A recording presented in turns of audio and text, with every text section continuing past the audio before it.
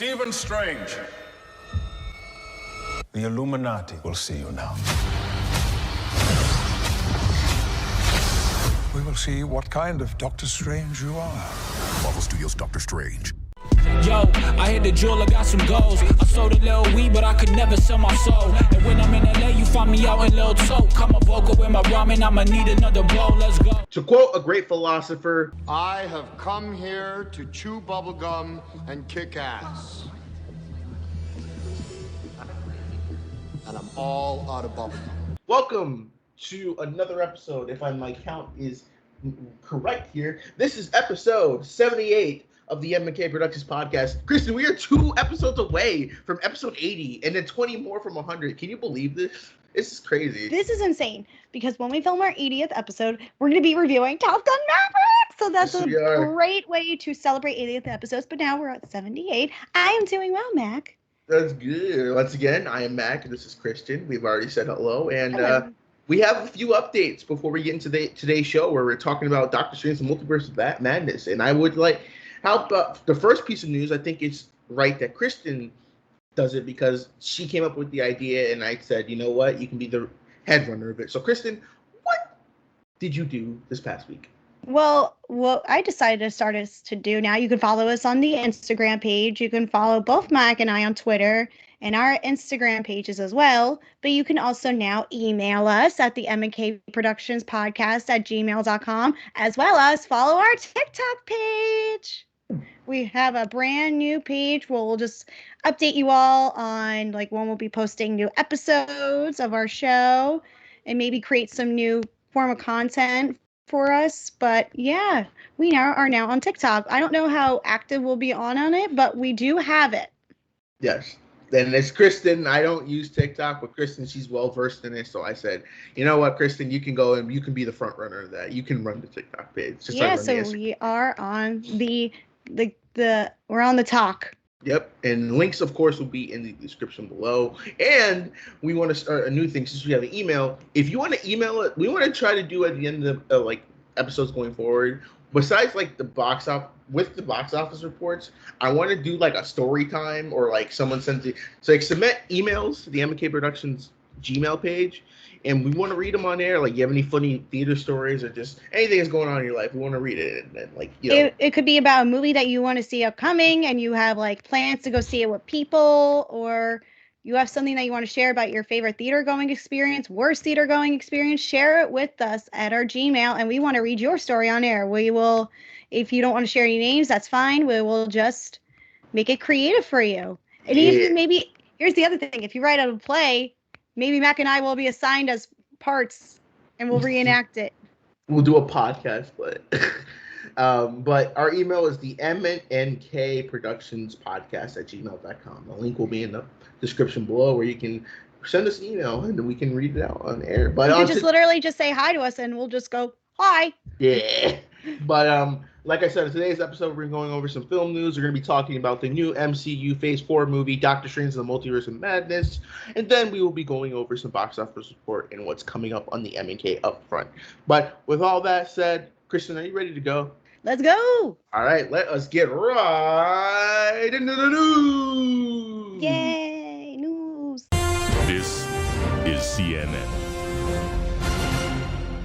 All right, so the news for this past week, where I think I'm going to start off with the news this week because I think I found 2 pieces of news that very intrigued me, like really like got me interested. So the first news, we covered a few episodes back about YouTuber Chris Stuckman and his Kickstarter for his horror film Shelby Oaks, and it actually broke a Kickstarter record, I believe, for the most financed, like the most financed independent film on Kickstarter. I believe so. I think that was the name. Excuse me, I had a hiccup. They can't. Oh my gosh, I have like agita now. The goal. He surpassed everything, all the expectations, and he broke a record. So. Yeah, but it was officially revealed that the cast there is a cast now for Shelby Oaks, and the film is going to star Camille Sullivan, Brendan Sexton III, Michael Beach, Robin Bartlett, Keith David, Charles Talbot, Emily Bennett, and Sarah Dumb.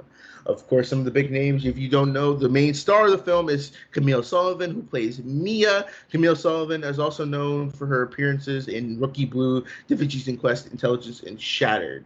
I like the cast. Yeah. I think that's quite impressive for something with a Kickstarter campaign, because this is an original property, because there was another like Indiegogo Kickstarter campaign a while back. Remember the Veronica Mars movie? That was based on original property, but now this is a really its own original story. So now Chris Stuckman has a lot of expectations on the line, and I feel like I could feel like this sense of pressure he has to deliver. He wants to deliver something great. He is a perfectionist, to be honest. He is an extreme perfectionist, and I think all of us who have started film podcasts, reviews, pages, everything that we do, he's one of the major influencers when you think of. Yeah, and we're really rooting for him. Like, I want this movie to, like, if it's not, I just want it to be good.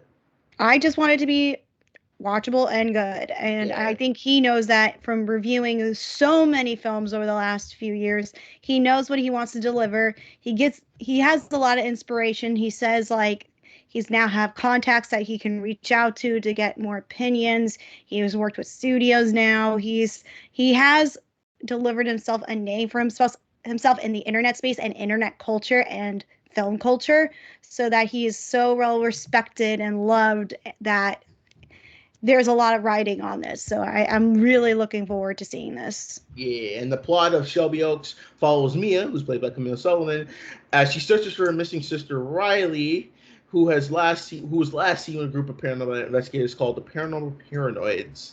So that's what we know, and it is scheduled for a theatrical release in July of next year. So that would be cool to see a movie like this in theaters. I'm excited. I'm surprised it'll be out next year. Yeah, but we wish the best of luck with Chris. We will definitely watch it. Maybe we'll cover it. Well, we have to cover it. I mean, Chris Stuckman has been like a huge part of both of our lives, I think, especially me, because I grew up watching Chris for the last, I don't know, more than 10 years. I remember watching him all the way back in high school. And I have and I even have his book about the 100-something movies to watch. It's on my bookshelf. So I admire Chris. I do. And I'm really, really excited. If we can talk about this movie, then we're going to talk about it. Yeah, maybe we can try to get him on for an interview. Oh my God, I would love that. I think he would just love to be on any form of podcast, I think. I mean, he doesn't do many forms of interviews. I mean, he was on the Double Toasted podcast to talk there. So, and I would hope he would do a lot of press for this, and I feel like he would. Kristen, what's your news? My news story is that we have some people leaving Saturday Night Live. The show that should have ended sooner is losing some of its key members, including Kyle Mooney. If you remember, his other half was Beck Bennett. I think that was the other Kyle Mooney and Beck Bennett. I think that was the other one who they were a pair, but Beck Bennett left when last season. And now Kyle Mooney was the last duo to be on there. And now he's leaving. A.D. Bryan, who was on Shrill, the popular Hulu show, is now leaving. A loved member from the SNL crew, Kate McKinnon, is leaving, as well as Pete Davidson will all leave the season. So out of all these people, who are you rooting for a successful career? Because so far, Kate McKinnon has shown to prove tremendous stripes with, comedy. I haven't been a huge fan of hers. She's not really. I don't really care about half these people leaving except for Kate McKinnon and maybe Pete Davidson. But I will say definitely Kate McKinnon, because at least her I know can deliver what she's asked to in a movie. Because even in Ghostbusters 2016, with that being that movie. Yeah, the notoriously how bad it is. But and then was she in Bridesmaids? No, I don't know. From not Bridesmaids. I mean, Rough Night. Rough Night. She was in Rough Night. I did like her in that. So she does have. I think she just needs to hone her craft. Like, she is on the Joe versus Carol show on Peacock. Oh yeah, people did like her. Mom liked her in that, so maybe they'll be good. But honestly, not really. Only Kate McKinnon, because honestly, that's if you're talking about shocking, I'm surprised Kate left because I thought she would be set on there for life. Pete Davidson leaving, I think that's probably the best bet because I think really people are really getting sick of this shit. There are people who like him, but I think people at this point are just rooting for him because he's with Kim Kardashian. Well, that's not gonna last long, but like, Yeah, it's just like he's okay. Like I like him. he's Okay, but it's like yes, I love him in that. I need him in short doses, and seeing him every Saturday night, I'm just like, you're not funny on here, especially the freaking what was it? The one he said, okay, the guy just said, okay. I'm like, Kyle, whatever his name is. Whatever his name. Cody, yeah, like, Kyle. I like. Okay. Yeah, everyone loved that, but I just thought it was just so stupid. He just has. The only funny thing I saw with him in was when he was talking about when he was on trial for the teachers having sex. He's like, I began to went out the house and spun around like a princess fairy. Like, oh my god. Like, I don't know why that was kind of funny to me. There was the one where he showed up with Dave Chappelle as Count Chocula with the buck teeth. But it was really funny. But yeah, I don't know. Everyone else, I was like, I didn't even know who you were. So good luck. You know, I'd say wish you best. But do you think this is a sign of things to come if SNL is losing a lot of these pretty much main key pieces into them? Are you going to try to find someone else, or they're going to?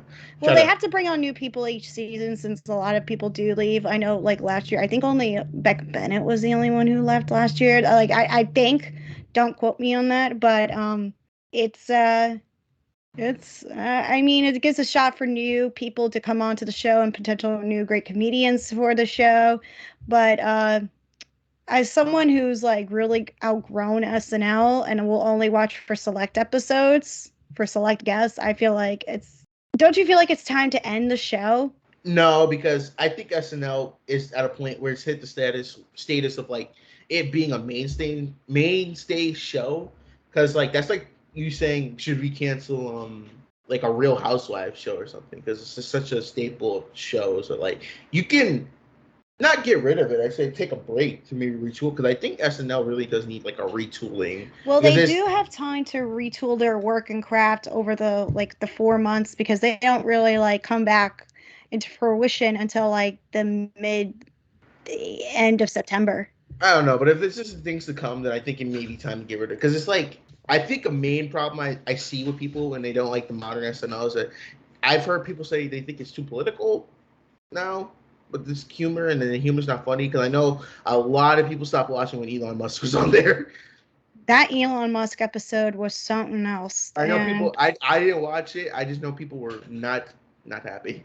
Yeah, I just watched the skits from it, and it's just like they want to bring in audiences like, the unexpected star. I mean, look at when Donald Trump was on it, and that was a disaster, as well as, Elon Musk starring on it, and, so many other people you don't expect to host SNL go on and just be absolutely cringy as heck, and they do terrible. Or you have some people who do really good recently, like Selena Gomez was really, really great, and I was hoping people like Jake Gyllenhaal would do good, and his skits were awful, and Selena really delivered. So it's like people want to watch to see how the guest does deliver. There's a lot of eyes on it.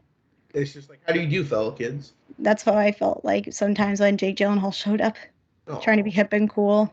Damn it, Jake. I love, me and my love for Jake Gyllenhaal, and I'm just like, he did not do good on that show. Lots of singing on his episode, which I do enjoy his singing, but I was just like, the skits that they were chosen for that were not good. But real cringy. My news story, my second one, is that our favorite film, Morbius, is the number one streaming film on Apple TV for the month of April. How the hell did that happen? Did Gerald rig the system? Yeah, on Thursday, so this is from comicbookresources.com. On Thursday, Sony revealed through the official Morbius Twitter account that the film is currently the number one movie on Apple TV app. There are several other VOD platforms out there, but Apple TV is certainly on one of the biggest successes. Their shows Morbius might have some legs in its home release. And this is from the Twitter account. Thanks to everyone who's brought Dr. Morbius home for a house call. Get the number one movie on Apple TV app now. Yeah. Wow. Michael Morbius at your service. And I tweeted out a video I posted. It was just I saw your video. Yeah, it's just people. And actually, our friend David from Flix Talk, we got into a discussion on Twitter that we both like agreed with, and it was about how it was. To sum her up, it's just people just wanted to see, like, because it was just, Morbius was bashed so hard post release in theaters. To be like so many bad reviews. Like, I'm not gonna go see it in theaters. I'll just wait for it to come out on DVD. Yeah, and I think that's the point of it at this point. If the film gets bashed, if there's a way for you to see it at home, I think that's people saying the calling sign for us to say, hey, I won't go out to the theater. But still, why watch Morbius on Apple TV? I think it's at this point because people I just had this discussion with Talking TV's Dom. If you want to go follow them, go follow Talking TV. He said that he had a lot of in-depth discussions with a lot of Marvel stuff, but he said he came across a meme where it was like, you could put anything across Marvel and people will have to watch it, and that's the case with Morbius. It's got a Marvel plug to it. I tell people, I'm like, it's not Marvel, it's Sony. It's Sony Marvel. Yeah, but people are like, it's Marvel though. I'm like, good. But Marvel. That's the Marvel that nobody wants. It's funny. Like, we should just start doing hey, I want to see a Marvel movie. Just take her and go see Morbius, because it's Marvel. You think it's an MCU movie, but it's not. Mm-hmm. But my question is for you, Kristen. This is my question. What's your question? So since Morbius, God knows, has now a successful home release now, do you think that gives Sony the confidence to maybe look for a straight-to-video sequel to Morbius instead of trying to do a theater if they want to do a second movie? What if there's this idea of they're like, hey, let's make a sequel to Morbius. Fuck no, baby. But put it on streaming. I feel like they would do that. Like, it'll be like Sony is going to launch their own streaming service and be like, Morbius is going to be ahead. Like, I feel like sell it to a property to be like, okay, you got to watch it on Disney Plus, and then it'll blow up. But I feel like they're looking at this and like, they really like the movie if they're watching it, number one, not realizing that people are probably laughing at them. Like, we could do the sequel and make it just as bad. Yeah, but did you see the video of the one guy who it's like Eddie Burback, and he went to go see Morbius like five times? Good God, I pray for that. And he bought a ticket to everything. Mm-hmm. But why subject yourself to go see Morbius? I watched his video, but I was just like, why not? Why waste your precious time for a stupid YouTube video? Hey, anything's worth. I'd see Morbius 5 times for the lulz. I'll just go on and watch the clips for the lulz. Here's an idea we should do, but let us know if we should do this. Should we do a watch along of Morbius? Hell no. Oh God, I'm not watching that again. Hell no, I'm not doing that. No, and I was gonna say, and bring back our guest for that show, Glam and Geek. So if she wants to do it, if y'all really want to do a watch along, we can do it. But I'll just I need some beer if that's the case. We need a lot of good snacks and drinks to get us through that. I think you need to be shit-faced to watch that movie. Oh, no. I'm sure it can become some kind of drinking game at this point. Every time they say his name, take a shot. Or it's like the time he has to, run. Yeah. You see every crappy CG effect, take a shot. Yes. Or he turns into a vampire. Or he kills somebody. But anyways, ready for my last news story? Yeah. My last news story is a new Ocean's 11 movie starring Margot Robbie is in active development in Warner Brothers. And Jay Roach will direct. This is coming from Deadline. A new Ocean's 11 film starring Margot Robbie is in active development. Can confirm the 4-time Emmy Award winner Jay Roach, who is mostly known for this movie Bombshell, and him and Margot Robbie worked together in Bombshell, will direct the pick, but he's not yet greenlight. So I'm guessing this is a no for you. Oh, brother, this guy stinks! I don't listen. I confession time. I've never really got into the Ocean's movie. I thought they were fine. I just was just dude, I really stopped. Funny thing, the only full Ocean's movie I watched was the one with Sandra Bullock, and I regret every minute of it. That one. That one I think was also mixed. I really like the first Ocean's 11 movie, the one with everybody in it with George Clooney and Brad Pitt. and Don Cheadle. It's a great film. But it's just like, my thing is like, why do you need a prequel? I don't really care. I don't care about the whole Margot Robbie thing. I think she's a tremendous actress. Like, good for her. But like, why do you need a prequel for Oceans? Like, and they take place in 60s Europe. Like, what is this supposed to be George Clooney? Because George Clooney was like the head of everything, right? In the movie. Is this gonna be like his great grandmother or something? And he's taught him everything he knows. My great grandmother is Margot Robbie. And I feel like the thing I think with this is like, I think this may have been Margot Robbie's idea. You cannot like, there's no way. She's got a lot of like female-driven films that are happening nowadays. And then because it's like half of this stuff is literally her idea that she wants to do. Like Birds of Prey, that was her idea that she was like pretty much made Warner Brothers make.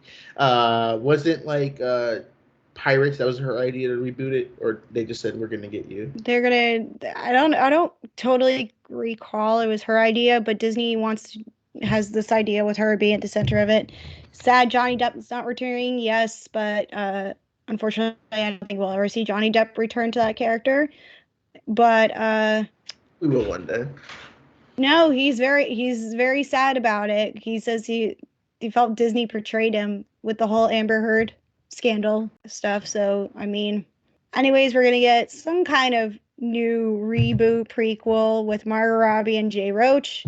What do you want for Ocean's prequel? That's the question. Like, I don't even know. I don't think it's a property I don't think I would want to revisit. Yeah, I think the last Ocean's film was 2018. I would be interested in it if this is its own original property, like its own heist film, its own, like Margot Robbie was some kind of King Lord or Kingpin, and she's like, I don't know, I'm gonna rob Caesar's palace or the Tropicana and steal all the money, and I don't know. That's how I feel like it's gonna be. Because like, I have no idea what I want for this movie. It's like, who's gonna be? My question is, who are they gonna get to star alongside her? If it's gonna be, is it gonna be ensemble? They gotta have another ensemble to push this idea again, because they had Sarah Paulson in the last one, and Riri in the last one. Rihanna. Oh, so congratulations to her with her new baby boy. She also had Cate Blanchett in the movie. So who knows what they're gonna get for this new one? Mindy Kaling was also in the last one. But I don't know. It's gonna be is it gonna be an all female one again, or is it gonna be like guy and girls? Like, I don't know how we're gonna make this work. I don't know how they're gonna do it, but I will say this: I am excited about her starring in Babylon with Damien Chazelle. I'm so excited to see her in that, and I'm excited to see the new Barbie movie because she looks really good as Barbie. Well, what's the point when there's the Aqua songs in it? They have to put that in. No, they said it's not gonna be in there. What? Yeah. Oh yeah. Breaking other news is that officially announced from, I think, the director of the Barbie movie. They said that the Aqua song is not going to be in there. Like, I'm dead serious. How could you not include the Barbie song? Well, here's the thing. I thought it was going to be a legit Barbie movie, but I think it's going to be about how Barbie was made, because they casted Will Ferrell in there, and they said he might be playing like the CEO of a company. So I'm assuming that this is about how Barbie was made and not like a Barbie movie. Like, I was like expecting them to be like, pretending to be like plastic, maybe. I don't know yet, which is very fascinating to me about this Barbie movie, which is like kind of like creative and unique about it, because I don't know what to expect from this Barbie movie, and I'm excited for it. I think that has it all with the news for this week. If you have any more news, you can send us to it on our email at the M&K Productions Podcast. You can say that. Or send it over to the Instagram page. Yep, or leave it in the comments below and we'll take a look at it. But for now, let us get it right into the topic. Doctor Strange and the Multiverse of Madness.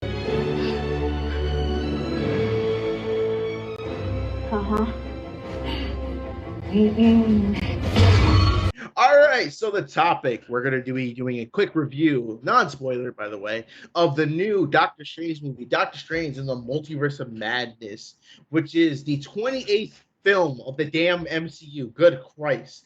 It was directed by the horror and Spider-Man icon himself, Sam Raimi, in his first directorial film in 9 years. His last film was Oz the Great and Powerful, which is a movie I love. I love that movie. No comment. But it stars Benedict Cumberbatch, Elizabeth Olsen, Benedict Wong, Yeah, and Rachel McAdams is the only people I know the names of. But the plot of Doctor Strange Multiverse of Madness, and Doctor Strange protects a girl named America Chavez, a teenager capable of traveling the multiverse from Scarlet. That's as best we can see the plot. Did you say Elizabeth Olsen was in this? Because she's so good in this film. We'll get to that, but yeah. So it's pretty much like a movie where it's like we have to. I describe Doctor Strange as we need to get MacGuffin A to protect it from MacGuffin B, and break it down. Yeah, but it was okay. It was fine. Yeah, I thought it was There's good. a big split for people saying this movie is trash, and people saying it's good, and I'm just like, it was fine. Like it was fun. Like I had fun, but it's like I liked it just as much as I liked the first Doctor Strange. I think I like the first Doctor Strange. So I will admit that I liked it just as much. And I was very excited because Sam Raimi was directing because I love the Spider-Man movies and knowing they're a huge part of my life. I was very, very excited to hear that he was returning and that Scarlet Witch was going to be the villain. And I was like, everybody grew to love Scarlet Witch. Like, what is going on? Why is she the villain? And then, everybody watched WandaVision and, we understand why. And I liked some stuff that was happening in it, but I think at this point where I see the criticisms involved is that everybody is experiencing this fatigue of Marvel movies. And I think it started since Endgame, because I was going to say the same thing. Because since Endgame, literally, besides like No Way Home, it's been a steady like. Yeah, and I think at this point they're trying to please everybody of like different types of people and include all these heroes and exploring the multiverse, which is cool. But I think at this point where we don't have a set villain anymore, like Thanos was the villain for the MCU. It was like the holy trinity of villains for the MCU. You know who the set villain they're probably going to build up to, right? Yeah. Galactus. Galactus is going to be probably the villain of that, which I understand. I like it. I'm excited because I love Galactus. Like the fact that we only had Galactus in Silver Surfer pisses me off. And I think that now that we have all these shows and now more characters to introduce, and they're shutting out all the characters that we loved in the first one, and now they have to introduce new characters every single time, that it's becoming this idea of like. It's like I think people want to put the brakes on it, just say stop. It's like they're stretching out their silly string or slime out too far at this point, and that they need to take a break, like what they did in 2020. But I think Instagram Film Explorer, he posted a story last night, and I think it perfectly captures Marvel at this point.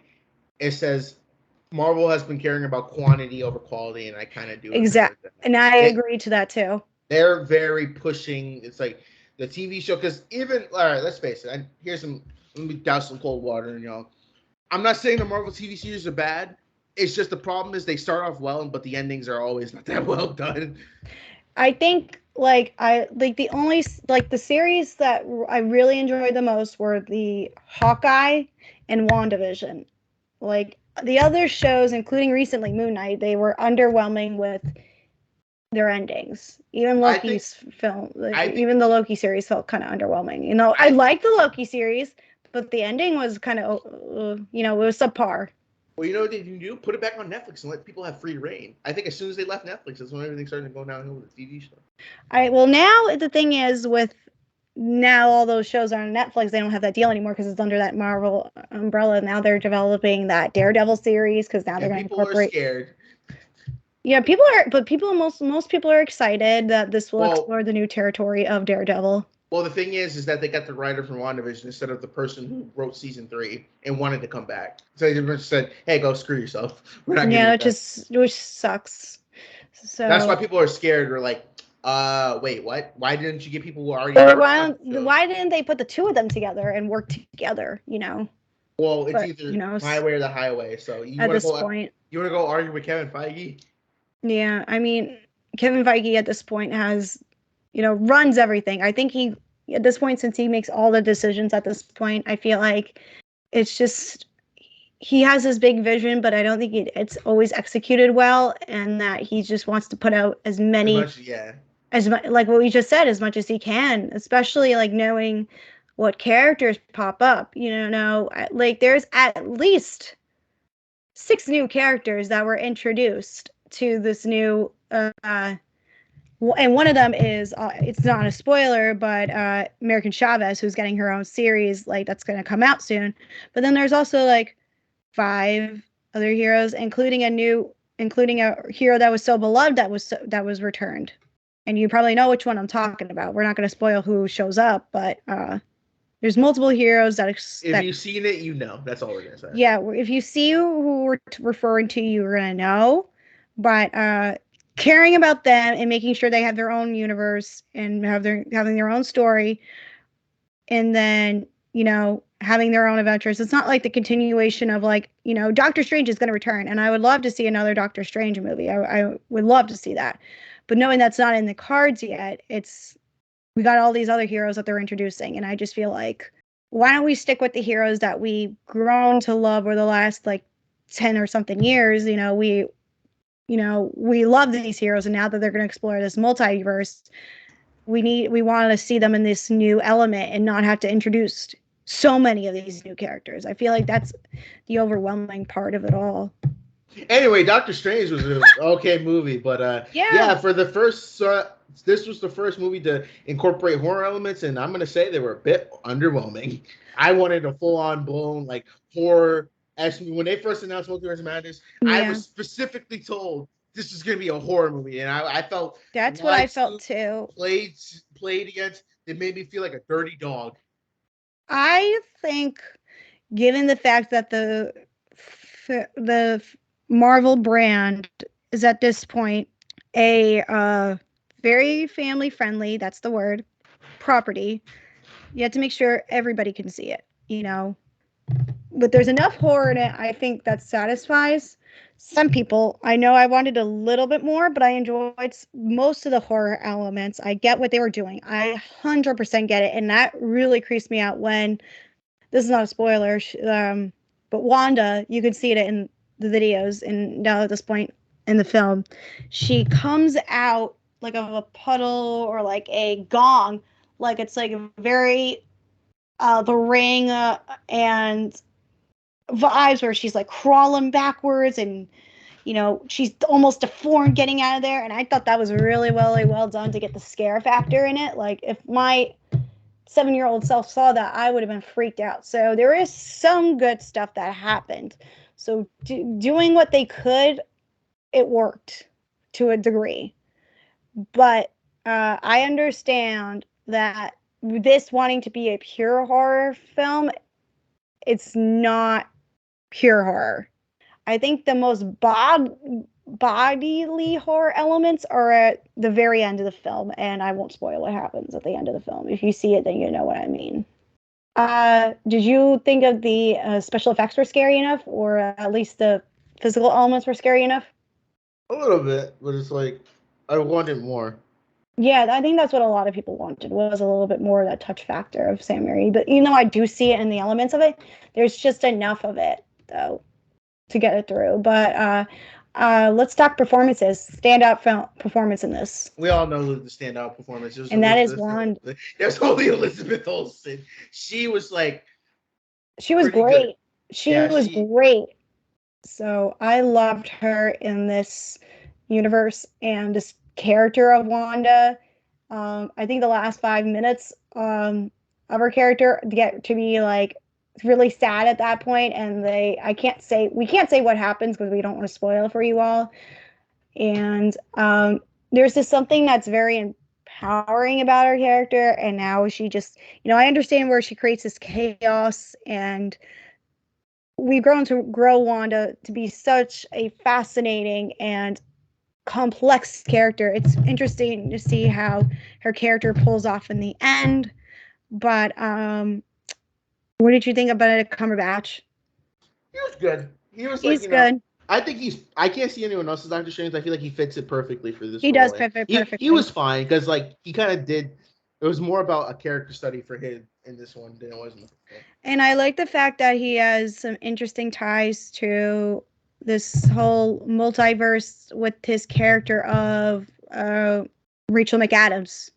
I thought that was interesting. It was fine. With the love counterpoints and, seeing all the different Stranges that we've seen in the What If universes. We had, if you know what we're referring to in What If, and that includes, the evil Strange and, zombie Strange. So you know what you're going into. Don't be surprised by that, because those are also in the trailers. Did you think of the performances of, were you surprised to see the return of Chiwetel Ejiofor? I thought he was going to be a bigger part, but then when it happened, I was like, that's kind of a spoiler. I don't want to talk about that. Okay, yeah. But yeah, that would, that was, I could see that. But anyways, then the rest of the point is it's going to cause some not development, excuse me, I'm using the wrong word. Not even that. I was going to say some spoilers then, and I feel like we're going to get into that territory of that. Let's not talk spoilers. Let's just try to keep it basic as we can. Okay. How did you feel the story-wise? Was it strong enough? No. Like I said, it's just MacGuffin A to stopping one character from getting MacGuffin A while also trying to get MacGuffin B. And it's just like, oh, really? You're going to do that plot point? I mean, I guess, but it's still... What did you want to see the story take place, and how did you want it to evolve? If it was just them looking for a certain thing, or trying to find a way to get Scarlet out of the ways that she was. Yeah, just if that was that story, because it would have been a better redemption story, because it's we seen her how she could be a little bit crazy after WandaVision. That would have been nice to see them trying to figure out a way to get her more, and instead of hey, I don't know, it was just I wanted to see that instead of we need to get this to do this and stop this and stop her from doing that. I mean, I kind of like the journey that they go on, though. I will say that. It was okay. Yeah, it's not as bad, but I kind of like the unexpectedness of it in some elements. But I will admit the story-wise is much stronger than the Eternals story. And I think it's much stronger than Black Widow's story, if we're going there. But I will admit that this was an interesting, time of the film release, because I remember when we were recording our Eternals review that the film, there were some reshoots happening. Yeah, it got delayed twice, I believe. It was supposed to come out. It was supposed to come out in 2021 or 2020. Something like that, and then it was going to be released in March or something like that. Of 2022 or something like that. And then in October, okay, here it is. It was originally set for release on May 7, 2021, but was pushed back to November 5th of 2021 due to the COVID-19 pandemic, before further shifted to March 25th, 2022, after Sony rescheduled Spider-Man No Way Home to November 21st, 2021. In October 2021, it was shifted once more to its current 2022 release date, which was the 6th. And I was just reading the sentence. This was just pulled from the Wikipedia page. So it's just, once again, the film is part of the Phase 4 of the MCU. So I need to ask you this. What is your favorite project so far from the Phase 4? Truth is, I accidentally brought those dangerous people here. The world, if you're watching, wish me luck. Your friendly neighborhood Spider-Man could really use some. Exclusively in movie theaters Thursday. Is that really a question in Spider-Man? That is no question. Okay. That's my favorite, too.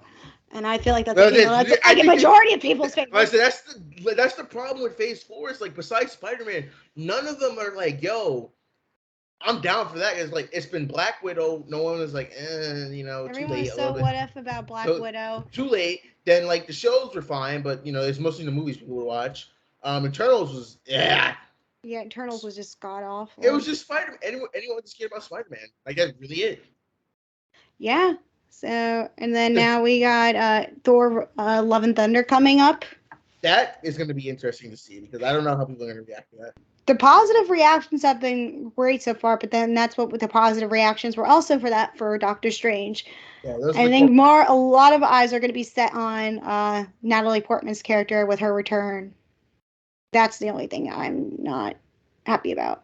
Yeah, like I wish I can leave for 8 years and just come back and get hung in a big role like that. Yeah, and just complain about the MCU for so long and then whine like a baby. Was she complaining? Yeah. Oh. And there was also there was the pay rate and everything, and there was all sorts of factors that happen. So yeah, should we go into the history of Rachel?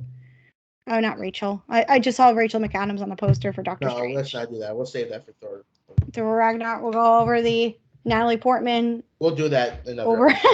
But yeah. So my question is, Doctor Strange. There are some elements in this film I'm like, damn, PG-13. Did you think Doctor Strange was originally going to be rated R, but Marvel said no? No, I think Sam Raimi wanted to give it a rated R version. That would have been awesome. Like I would love for this film to be so gory and 10 times bloodier. It was pretty gory. Yeah, and they did what they could. I gave the example of Wanda, the ring style crawl and all the other elements, but I think we could have gone for an Evil Dead vibe. There was moments when it happened, but the part when they were in the tunnel, she just popped out from the shadow. Mm-hmm. I was like, what the hell? Yeah, there were some good elements to that. So, and I think there was why Sam Raimi was brought into that, because they wanted to bring that horror style, and what other director can do that than Sam Raimi? I think, though, since, horror has grown such as a genre, I think we're all waiting for that superhero horror film, and it hasn't been totally delivered yet. And most people thought it was going to be this, but listen, the way to spice up the MCU, just make a rated R movie, for Christ's sake. Make it rated R, and I feel like that's what happened with Deadpool.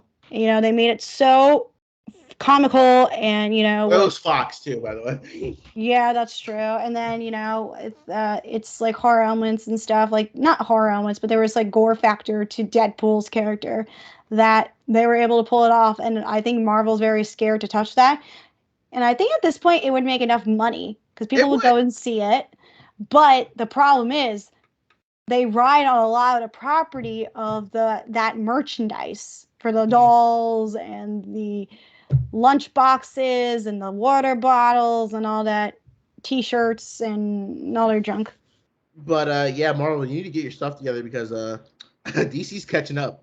They actually are kind of catching up. I'm not gonna lie. They are gonna slowly catch up, and Marvel's gonna be like, "Oh no, we have to cut back on some of these characters," which they need to do. I know a lot of Marvel people that said that the Batman sucks, but when you look at it overall, no, the Batman you're just in denial. Exactly.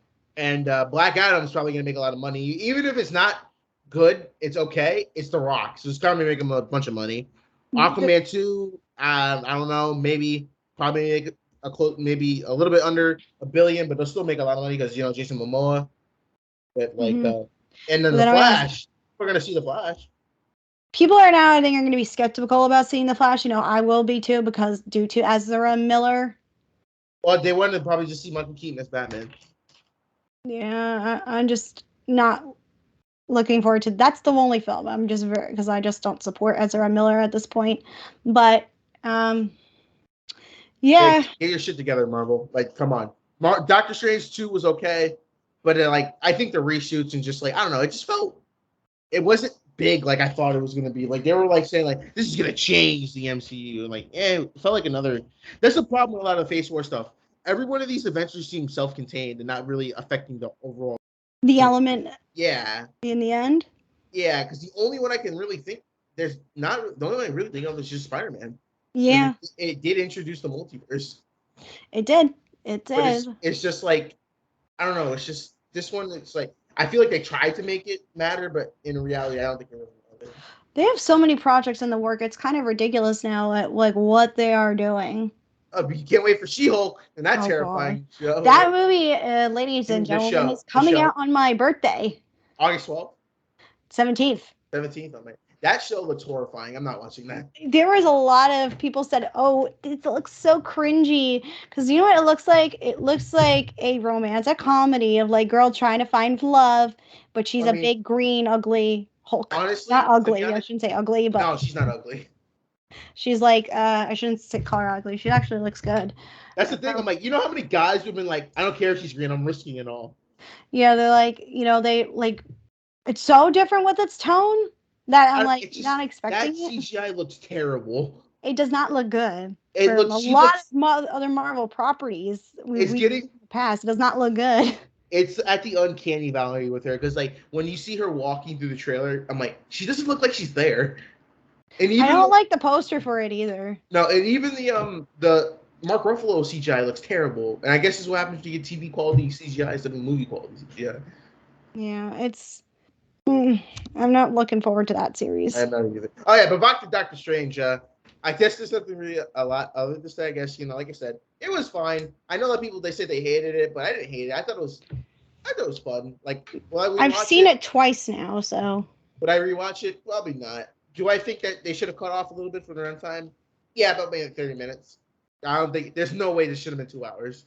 I thought the runtime was just solid enough. It should have been an hour and like 50. But what's your final rating for Doctor Strange? I'm giving it. I would have to say a B because that's what I gave like about Doctor Strange was about a B. I'm gonna give Doctor Strange. I gave Doctor Strange. I'm gonna give him a 7.5 out of 10. So Like I said, So it maybe for me that's like a 7.5. it's like a B minus. B 'Cause I minus don't know, B. it's just not like it's fine, but like what I wouldn't go out of my way to watch it again. I've seen it, like I said, I've seen it twice and I liked it. Like, but then again, it's no Winter Soldier or Civil War or Guardians. It's so hard to top what we've seen in the previous phases. It's so hard to top. Honestly. But what did y'all think in the comment section below? Did you like Doctor Strange? Did you not like it? Let us know in the comments down below. What's your favorite Marvel film, by the way? Like, What's your favorite Phase 4 project besides Spider-Man? No Way No, Home. add Spider-Man because that's everyone's answer. But if that's it, we're gonna get right into the box office report and the CN, the M&K Productions upfront.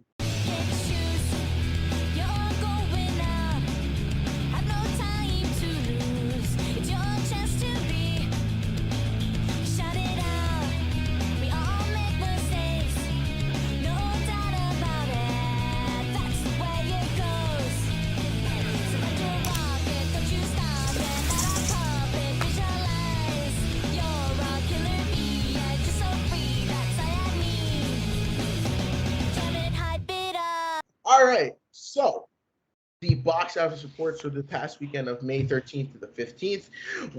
The top 10 films of the weekend. Number 10 is The Unbearable Weight and Massive Talent. Come on, people, we gotta see that movie. More people. Damn it, what's wrong with you? Massive Talent. Go see it. Number 9 is Family Camp, 1.3 million. Number 8 is The Lost City, 1.6. The Northman comes in at number 7, 1.7. Fantastic Beasts, 2.5 million. That's 6. Number 5 is Everything Everywhere All at Once at 3.3. Firestarter debuts at number 4 with $3.8 million. Sonic the Hedgehog 2 or 4.6 million. The Bad Guys number 2 with 7 million. And Doctor Strange Multiverse of Madness 61.7 million. Any surprise movies on the list that made it? Any surprise? I will say I think more people were expected to see Firestarter higher on that list. I mean, I watched Firestarter and oh god. Was it bad? Oh, it's so bad. Oh god. It's terrible it's like goes down as one of the top horrible remakes to come from the Stephen King canon. Well, And that includes The Carrie and The Pet Cemetery. Hey, I kind of like the Carrie remake. You like the Carrie remake? I kind of like. Don't go there. No, because Chloe Grace Moretz, I give her credit. She turned chicken shit into chicken salad. No, I love the original And Carrie. I like Julianne Moore as her mom. I will say it was a little too heavy-handed with the religious tones, but it was better than the 2000 one they did. Yeah, okay.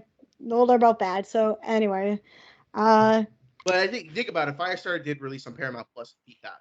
The people probably yeah. watched it beforehand, and like I'm not seeing this in theater. Watch at home. No, I didn't want to see it in theaters. From what I saw from the trailers, like I was like really curious when I saw the set photos, but then I saw the trailer and I was like, oh no, what is this? I completely forgot about it. And I was just like, oh no, this does not look good. Even my sister watched it, and she's not like gung ho about horror movies either. But she's like, oh, this is PG-13. I'm like, yeah. She's like, all right, I'll be able to handle it. And it's not good. We made so many jokes about it throughout the entire movie. I can't tell you how many times we paused it and we were just cracking up because we were just dying laughing. Like I couldn't take the movie seriously after 30 minutes. Like it lost all my interest, logic, everything was so thrown out the window that I'm just like, dude, what is happening to this movie? And it is garbage. And it wants to be so serious, what it wants to tell, and especially from the filmmaking side, it is so bad. Don't watch it, folks. But Kristen, what's coming up on the M&K Upfront before we end the show? Coming up on the M&K Upfront, we are talking in the... I can't talk. Coming up in the next episode, we are talking original Top Gun. We're going to do a retro rewind effect of reviewing the original Top Gun in honor of Top Gun Maverick, which will be our 80th episode, our 80th special spectacular. No word if we're going to get a guest yet, but Mac and I have been really looking forward, especially me, to Top Gun Maverick. I'm so excited for Top Gun Maverick. I can't wait. I'm going to see it this upcoming weekend. Got some good things coming up this upcoming weekend. And Mac, you're going to a fun convention happening. Yes, I am. Where are you going? Tell the beautiful folks. I'm going to Anime Boston with a couple friends. It's my first convention, and it's gonna be fun. I was actually gonna plan on maybe doing a vlog and posting on the channel. Yeah, do it. And then also when we do the next episode, we gotta talk about it. Because I never been to a no, I did go to a convention, but it wasn't a film convention. Folks, I actually went to a makeup convention once. Oh my goodness! But I got a lot of free stuff. That's what we're coming up on the M&K Upfront. Also, by the time this goes up, check out the Infinity Films podcast. We were invited on there and we did some team trivia with them, and it was it was a lot of fun. Yeah, it was. We didn't win. Creamed. We got, like Jim Mora said, the quote Jim Mora, we got our asses kicked. I know, and normally you and I do good on those trivia podcasts when we go on to there, and we did not do good. We did not do good. Those questions were challenging. They really were, and we had fun though. It was a lot of fun, and and then I was just also on the Talking TV podcast talking about the latest Alex Garland movie, Men, so that'll be up on their channel if you want to go check that out. But also, otherwise, stick around here because we talk lots of fun movie stuff. So yeah, so this has been us. Remember, we have free shipping on our store. We just released some sandals and a mug on the M&K Productions store on slide into summer with some new slides. Yes, and the sale will be extended until the end of June. It is free shipping if you use promo code MAYFEVER at checkout, and you get free shipping off your entire order. I'm going to extend that to June. I'll probably post something like that today when we're recording by the time it gets out. Also, don't forget to donate to us on Patreon. You get exclusive benefits on there, and you can just be part of the community, and we love you for it. But otherwise, for that, I've been Mac. This has been Kristen. You've been listening to another episode of the M&K Productions Podcast. Bye. Bye. Fuck you in the lanes you came with. Me and you ain't on the same shit. You ain't in my lane, bitch. Nah, all that shit it fit. Rollie on my wrist. Ay, baby, you a star. I'm my only wish. I'm counting blue hundreds. I'm too money. Ay, and my little bitch, she too lovely. Yeah, hanging up and calling me right back. Ay, baby, why you calling me like that? Yeah, getting high with the seat, lay back. Baby, gon' relax, yeah. Hey, they don't know the half, yeah. No matter what happened, I got your back. Baby, that's the facts, yeah. That's the facts, yeah.